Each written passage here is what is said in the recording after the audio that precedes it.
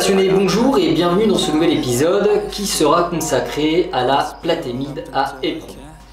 Alors la platémide à éperon vit dans la région du Chaco, située au nord de l'Argentine et au sud-ouest du Paraguay.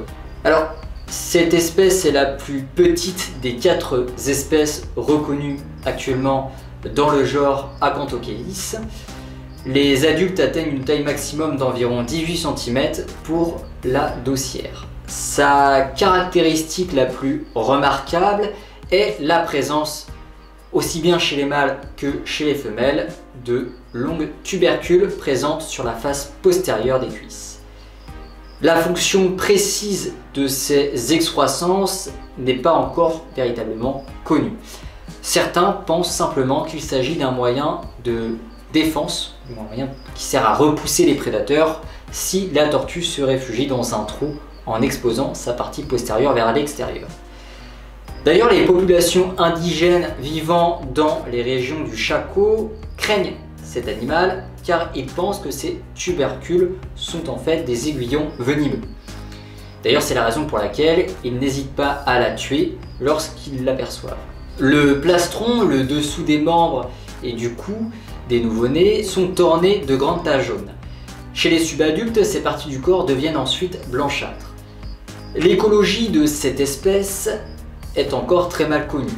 La région du Chaco, dans laquelle elle vit, est constituée de plaines inondables, recouvertes de petits arbres et de buissons épineux. Le climat y est subtropical, tempéré, produisant alternativement une période de haute température, jusqu'à 40 degrés, avec des pluies, et une période de sécheresse et de basse température, on parle ici de 15 degrés environ. Ces biotopes sont particulièrement hostiles pour l'homme. Durant les grandes averses, des tortues sont parfois aperçues par les indigènes. Alors l'espèce se nourrit principalement de petites proies comme des têtards, des sins secs ou bien des poissons.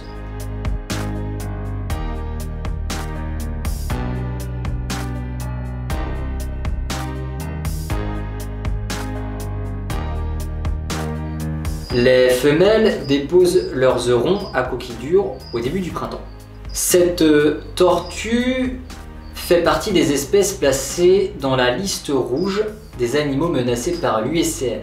Elle n'est pas souvent observée dans son milieu naturel et n'est que rarement élevée en captivité.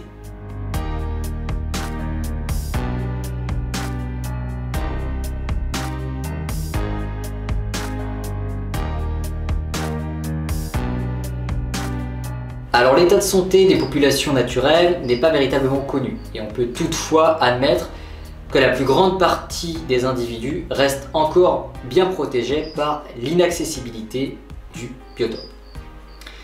Bien, ainsi s'achève cette brève description. J'espère qu'elle vous aura éclairé sur le sujet de cette tortue.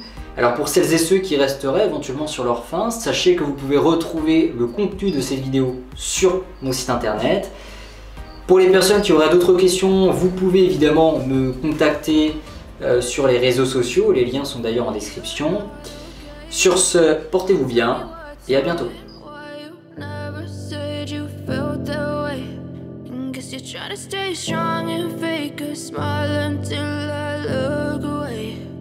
But I've known you too long, it hurts to watch your blue eyes fade to gray.